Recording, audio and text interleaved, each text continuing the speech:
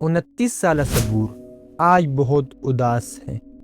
باہر بارش ہو رہی ہے، کمرے میں خاموشی ہے اور صبور بیٹا ہے بس میز کے سامنے غمگین دل کے ساتھ۔ صبور پچھلے 5 سالوں سے سرکاری جابس کے لیے اپلائی کرتا جا رہا ہے، مگر ہر بار ملتی ہے تو صرف ریجیکشن سلپ۔ مگر صبور آج صرف اس لیے اداس نہیں، اس کی اداسی کی وجہ تو کچھ اور ہی ہے۔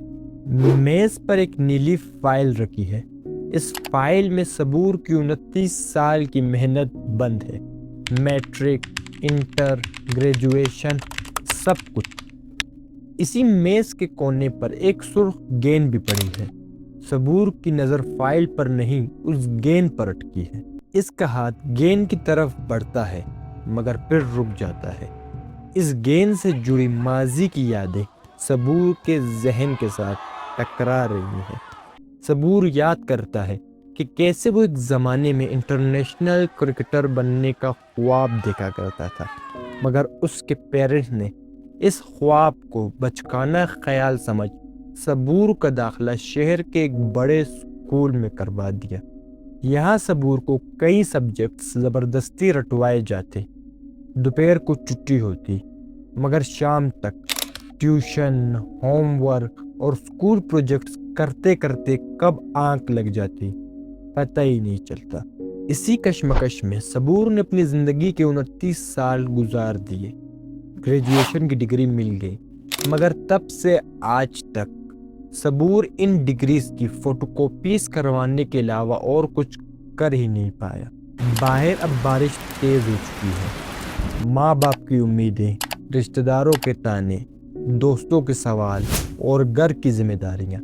صبور کچھ سمجھ نہیں پا رہا، مگر پھر اچانک صبور کھڑا ہوا اور اپنی زندگی کا سب سے آخری فیصلہ لے لیا۔ اسے اسپتال لے جایا گیا، مگر اب بہت دیر ہو چکی تھی۔ یہ کہانی صبور کی نہیں، بلکہ ان لاکھوں پاکستانی اسٹوڈنٹس کی ہے جو ایک ایکسپائرڈ سسٹم میں جیتے جیتے اب تھک چکے ہیں۔ امتحان میں فیل ہونے پر 17 سالہ طالبہ نے زہریلی گولیاں کھا کر خودکشی کر لی۔ فیض آباد پر احتجاج شدت اختیار کر گیا ہے، پتھراؤ اور شیلنگ کی گئی، بہت سارے طلباء اسلام آباد پولیس نے گرفتار بھی کر لیے ہیں۔ اس میں کوئی شک نہیں ہے کہ ہمارے اسکولز ہمارے باقی تمام اداروں کی طرح بالکل ناکارہ ہیں۔ مگر اصل سوال تو یہ ہے کہ یہ سسٹم آخر بنایا کس نے اور کیوں؟ صرف چند منٹ اور آئی پرومس کہ آپ خود سمجھ جائیں گے کہ کیسے پاکستانی ایجوکیشن سسٹم ہمیں بیوقوف بنا رہا ہے اور ہم اس ٹریپ سے آخر نکل کیسے سکتے ہیں۔ چند منٹ اور اس ایجوکیشن سسٹم کو دیکھنے کا آپ کا نظریہ ہمیشہ کے لیے بدلنے والا ہے۔ کراچی میٹرک بورڈ نقل کی روک تھام میں ناکام ہو گیا، 10ویں جماعت کا دوسری شفٹ کا پرچہ آؤٹ ہو گیا۔ میرا پڑھانے کا طریقہ تھوڑا مختلف ہے، جو کتاب میں لکھا ہوتا ہے وہی میں بورڈ پہ لکھوں گا، وہی آپ نے کاپی پہ لکھنا ہے اور ایگزام میں بھی وہی لکھنا ہے۔ یہ ہمارے یہاں یہی طریقہ ہے پڑھائی کا۔ کہ وہ کہتا ہے کہ جیل صرف وہ نہیں ہے جو اڈیالہ ہے یا یہ جگہ ہیں، آپ کے اسکول بھی جیل ہیں۔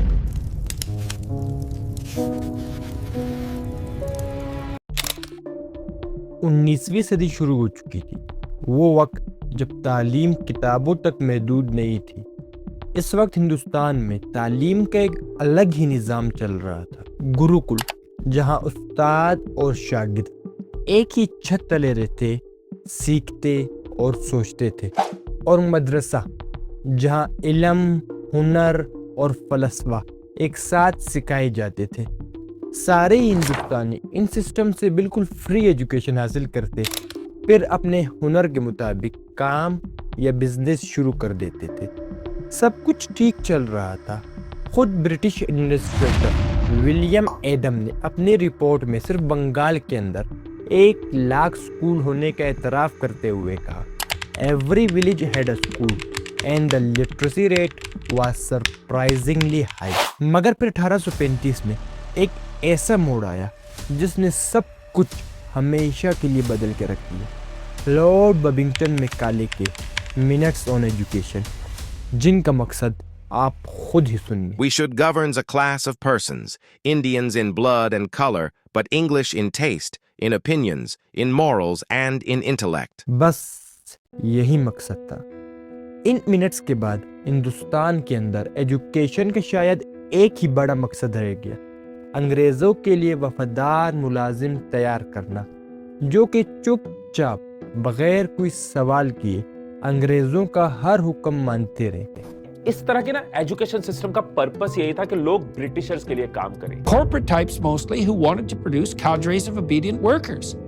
And that's why the desks are in rows, and that's why there's factory bells, and that's why it's top-down leadership. پھر جیسے جیسے سال گزرتے گئے تعلیم فری سے پیڈ ہوتی گئی، یا آسان الفاظ میں ایک ایسا بزنس ماڈل جو کہ صرف ان لوگوں کو ایجوکیشن پرووائڈ کرتا تھا جو کہ اس کی قیمت ادا کر سکے. پھر سال آیا 1947، دا ایئر آف انڈیپینڈنس. مگر رکیں، ایک سوال جو شاید آپ کے ذہن میں بھی آیا ہو کہ اگر انگریزوں نے اپنے سسٹم سے سارے ہندوستانیوں کو اتنی گہری غلامی کی زنجیروں میں جکڑ لیا تھا تو پھر غلام آخر اپنے آقاؤں سے لڑ کے آزادی حاصل کرنے میں کامیاب کیسے ہوئے؟ جواب یہ ہے کہ جتنے بھی بڑے لیڈرز جیسے علامہ اقبال، قائد اعظم لیاقت علی خان، جواہر لال نہرو اور مہاتما گاندھی، جنہوں نے لاکھوں ہندوستانیوں کو انگریزوں کے خلاف آزادی کی تحریک کے لیے اکٹھا کیا، ان سب نے ہی اپنی تعلیم بیرون ملک سے حاصل کی تھی. شاید وہ اس نظام سے باہر نکل کر سوچنا سیکھ چکے تھے، اسی لیے وہ سوال کر سکے، لڑ سکے اور جیت سکے. خیر اب تو پاکستان آزاد ہو چکا تھا، پورا تعلیم کا نظام تبدیل ہونے والا تھا اور اسٹوڈنٹس کو اس غلامی کی زنجیروں میں جکڑنے والی تعلیم سے آزادی ملنے والی تھی. اگر آپ کو بھی یہی لگ رہا ہے تو اگلے چند منٹ آپ کی سوچ کو ہمیشہ کے لیے بدل دینے والی. 1947 سے 2024 تک یعنی 79 سال ہم نے اس عرصے کے دوران پاکستان کے تعلیمی نظام کا مطالعہ کیا اور جو چیز سامنے آئی وہ حیران کن بھی تھی اور تکلیف دہ بھی. ان 79 سالوں میں پاکستان کے تعلیمی نظام میں دو بڑی تبدیلیاں ضرور آئیں. پہلی تبدیلی تھی اسلامائزیشن، یعنی پہلے کے مقابلے میں اب اسلام کو تعلیم کا ایک اہم حصہ بنا دیا گیا تھا. نصاب میں اسلامی اقدار اور تاریخ کو شامل کیا گیا. اور دوسری تبدیلی تھی زیادہ سے زیادہ لوگوں کو تعلیم یافتہ بنانا. نئے اسکول بنے، یونیورسٹیاں کھلی اور داخلوں کی تعداد بڑھی، مگر جو چیز تبدیل ہونی تھی وہ تو ہوئی نہیں، یعنی غلامی کا نظام. ذرا تصور کریں ایک پرانا گھر جس کے مالک نے دیواروں پر نیا رنگ کروا دیا، باہر ایک نیا بورڈ بھی لگا دیا گیا، مگر اندر سے وہی ٹوٹی ہوئی بنیاد، وہی سیلن زدہ کمرے اور وہی کھڑکیاں جو بند ہی نہیں ہوتی. یہی کچھ ہوا پاکستان کے تعلیمی نظام کے ساتھ. پہلے جہاں تعلیم کے ذریعے انگریزوں کے لیے وفادار ملازم تیار کیے جاتے تھے، اب یہی کام پاکستان کی اپنی گورنمنٹ کے لیے کیا جانے لگا.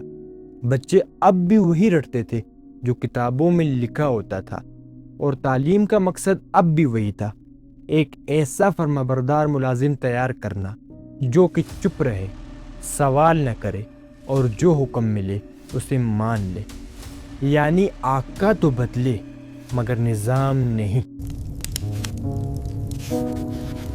آج لاکھوں پاکستانی ماں باپ اپنے زندگی بھر کی جمع پونجی اپنے بچوں کی تعلیم پر خرچ کر دیتے ہیں، صرف اس امید سے کہ یہ ایجوکیشن سسٹم ان کے بچوں کو ایک برائٹ فیوچر پرووائڈ کرے گا، مگر اصلیت تو کچھ اور ہی ہے.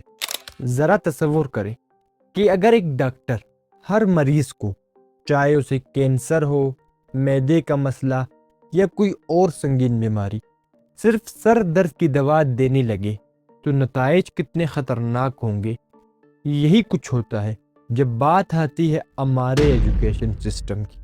اس ایجوکیشن سسٹم میں سارے ہی بچوں کو مختلف صلاحیتیں رکھنے کے باوجود آج بھی ایک ہی سلیبس رٹوایا جاتا ہے. جہاں چائنا، جاپان اور رشیا جیسے ترقی یافتہ ملکوں میں تعلیم اپنی مادری زبانوں میں دی جاتی ہے، وہیں پاکستان میں جب اسکول، کالج یا یونیورسٹی اسٹوڈنٹ بھی کتاب کھول کر اسے پڑھنے بیٹھتا ہے، وہ سمجھ ہی نہیں پاتا کہ اس کے سامنے کھلی کتاب میں آخر لکھا کیا ہے، کیونکہ اس کتاب میں موجود الفاظ کا اس کی قومی زبان سے دور دور تک کوئی تعلق نہیں ہوتا. بدقسمتی یہ کہ 200 سال پہلے بنے اس ایکسپائرڈ ایجوکیشن سسٹم کا مقصد آج بھی اسٹوڈنٹس کو گورنمنٹ امپلائیز بننے کے لیے تیار کرنا ہے. اس ماڈرن ورلڈ میں جہاں دنیا کو کریٹیو مائنڈز کی ضرورت ہے، اس ایجوکیشن سسٹم کا مقصد ہی اسٹوڈنٹس کی کریٹیوٹی کو ختم کر عمر بھر کے لیے انہیں ایک ریٹ ریس میں لگا دینا ہے. اب یہاں کچھ لوگ سوال ضرور کریں گے کہ گورنمنٹ جاب یعنی سرکاری نوکری انسان کو مرتے دم تک سپورٹ اور شاید سٹیبل لائف سٹائل بھی پرووائڈ کرتی ہے، تو آخر اس میں برائی کیا ہے؟ اگر ایک لمحے کے لیے یہ بات مان بھی لی جائے، مگر ڈیٹا تو کچھ اور ہی کہہ رہا ہے. Pakistan institute of development economics کی رپورٹ کے مطابق پاکستان میں آج بھی 31% سے زائد یونیورسٹی گریجویٹس ان امپلائڈ ہیں. یعنی ہر سال یہ ایجوکیشن سسٹم 1,38,000 بے روزگار پیدا کرتا ہے. اب بھی کچھ لوگ کہیں گے کہ ٹھیک ہے، باقی بچے 69% لوگ تو روزگار حاصل کر ہی لیتے ہیں. تو جواب ہے نہیں. اسی رپورٹ کے مطابق باقی بچے 69% لوگوں میں سے بھی 30 سے 32% لوگ انڈر امپلائڈ ہیں. یعنی انہوں نے گریجویشن تو کر لی، مگر پھر کسی جگہ کلرک، کیشیئر یا ایز اے ڈیلیوری بوائے کام شروع کر دیا. یعنی صرف 38 سے 40% ہائیلی ایجوکیٹڈ لوگ ہی حکومت کے پراپر غلام بننے کے قابل سمجھے جاتے ہیں. تو اب کیا لاکھوں پاکستانی ماں باپ اپنے بچوں کو اسکول، کالجز اور یونیورسٹی بھیجنا بند کر دیں؟ کیا اس ایجوکیشن سسٹم کا ہمیشہ کے لیے بائیکاٹ کر دیا جائے، یا اس ایجوکیشن سسٹم کو چھوڑ کر اپنے سکل سیکھنے پر توجہ دی جائے؟ صرف چند منٹ اور ساری حقیقت آپ کے سامنے ہوگی. ہماری اس پوری ڈاکیومنٹری کا سولوشن یہ ہو سکتا ہے کہ problem is not education but the education system. یعنی مسئلہ تعلیم نہیں بلکہ تعلیمی نظام ہے. ریسرچ کرتے وقت ایک بڑی ہی حیران کن چیز ہمارے سامنے آئی کہ پاکستان کی لاسٹ ایجوکیشنل پالیسی، جسے نیشنل ایجوکیشن پالیسی کہا جاتا ہے، اسے 2009 میں آخری بار بنایا گیا تھا، یعنی آج سے 17 سال پہلے. مگر یاد رہے کہ ان پچھلے 17 سالوں میں ہی انٹرنیٹ اور اے آئی نے اس پوری دنیا کو ہمیشہ کے لیے بدل کے رکھ دیا ہے. مگر جو چیز نہیں بدلی تو ہمارا ایجوکیشن سسٹم، جو آج بھی سالوں پرانی کتابوں کے ان الفاظ کو رٹنے میں اسٹوڈنٹ کو مجبور کرتا ہے جن میں لکھا ہوا ٹیکسٹ بھی اب شاید ایکسپائر ہو چکا ہے. اب ہم نے اس سسٹم میں ریفارمز نہیں کرنی بلکہ اس پورے سسٹم کو چینج کرنا ہے، کچھ اس طرح کہ یہ سسٹم اس نئی دنیا کے مطابق اسٹوڈنٹ کی ضروریات کو سمجھتے ہوئے انہیں ایک ایسی تعلیم فراہم کرے جو کہ انہیں آزادانہ اور تخلیقی سوچ رکھتے ہوئے آگے بڑھنے میں مدد کرے، نہ کہ سرکاری غلام بننے میں. اگر شی جن پنگ اور پیوٹن جیسے عالمی لیڈرز بھی انگریزی بولے بغیر دنیا چلا سکتے ہیں، تو اگر پاکستانی اسٹوڈنٹ بھی اس زبان کا استعمال نہ کرے تو شاید وہ پیچھے نہیں رہیں گے. ہم صرف یہ چاہتے ہیں کہ اس سسٹم میں اتنی تو اہلیت ہو کہ جب ایک بندہ اس میں 16 سال گزار کے نکلے تو وہ ہاتھ میں ڈگری لیے سرکاری نوکری کے در پہ کھڑے ہونے کے بجائے اپنے سکلز اور ایجوکیشن کا یوز کرتے ہوئے ایک رسپیکٹیبل انکم ارن کر سکے. ایک ایسا سسٹم جس میں مچھلی کو درخت پہ چڑھنے پر مجبور نہ کیا جاتا ہو، کیونکہ مستقبل انہی کا ہوگا جو سوچتے ہیں، تخلیق کرتے ہیں اور سوال کرتے ہیں. آپ سب کا بہت شکریہ کہ آپ نے اس ڈاکیومنٹری کو اینڈ تک دیکھا.